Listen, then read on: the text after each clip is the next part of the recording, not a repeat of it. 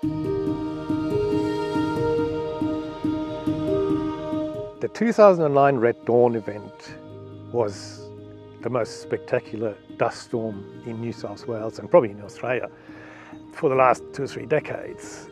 We lost about 3 million tonnes of soil that day. And the cost of the New South Wales economy was $300 million for that one day.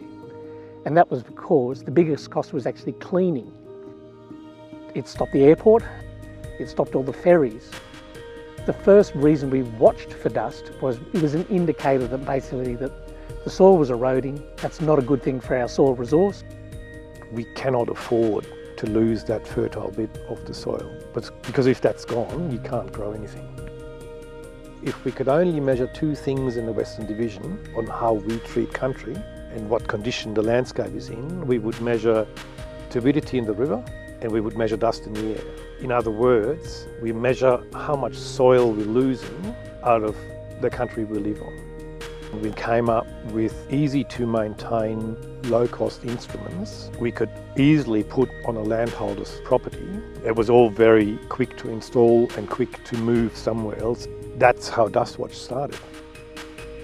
So this is a duplication of all the sites that we have in the field, and we've got them mounted on top of a main air quality station so we can compare our instruments, the DustWatch instruments, to the main high quality instruments that we run in the main air quality monitoring network. So these are all mobile dust monitoring units that we could post out to people. The community would then manage these instruments by maintaining them, and at the same time they would write down observations. So we got all this local information, which is really powerful. And over the years, those community members have been really the backbone of the program.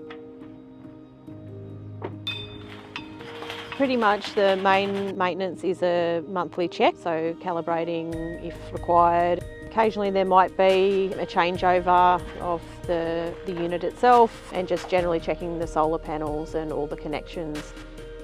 Going through a dust storm, it's generally close the windows, turn the air conditioning up to try and pressurise the house to keep it out. We're fortunate in our house we don't have family members that are asthmatics, but I know of plenty of people who have children or members of their family who have issues with asthma. Throughout our region we've seen fences silted up and troughs when in an extreme year.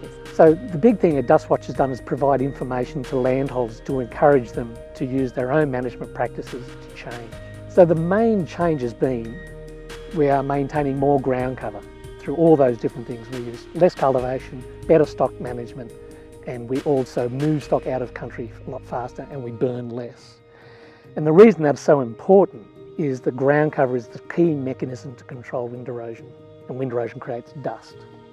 So we had about 20% of landholders doing what we call the best management practices in 2003, and now we've got about 85% doing the best management practices.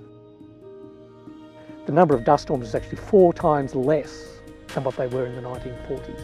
I've used DustWatch to be able to demonstrate changes to the landscape and relate those changes to changes in land management that are occurring, often due to the projects that we're running.